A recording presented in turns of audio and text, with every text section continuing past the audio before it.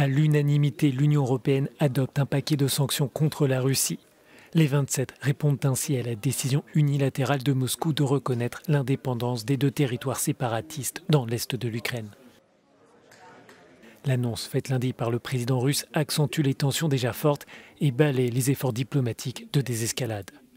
Ces mesures concernent les 351 députés russes de la Douma qui ont adopté la décision du Kremlin, ainsi que 27 personnalités ou entités accusées de déstabiliser l'Ukraine. Ces sanctions visent aussi à restreindre les activités des banques russes liées aux opérations dans les deux territoires ukrainiens.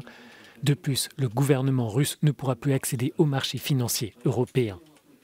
Le chef de la diplomatie européenne prévient que l'Union pourrait aller plus loin et que des représailles supplémentaires sont possibles si l'ensemble du Donbass devait passer sous le contrôle de Moscou. Nous resterons vigilants. Le consensus, l'unanimité que nous avons trouvée aujourd'hui ne signifie pas que c'est la fin de l'histoire.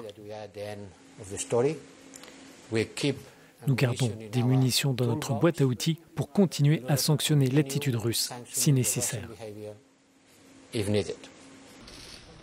Les analystes estiment que pour être efficaces, ces mesures doivent être appliquées sur le long terme, au moins 2 à 3 ans, et doivent cibler un large champ de secteurs économiques. Le coût sera élevé pour la Russie, mais il ne sera pas non plus indolore pour l'Union européenne. Je pense que pour une période courte, le coût ne sera pas trop élevé. Si cela doit durer longtemps, au moins jusqu'à l'hiver, espérons-le l'année prochaine, le coût sera lourd concernant le gaz et le manque d'accès au gaz. Et je pense que c'est là la question. Est-ce que l'Europe sera capable de se rassembler, de s'unir face à cette agression, et est-ce qu'elle sera prête à répondre à ces sanctions qui seront douloureuses pour la Russie, mais aussi un peu pour les Européens?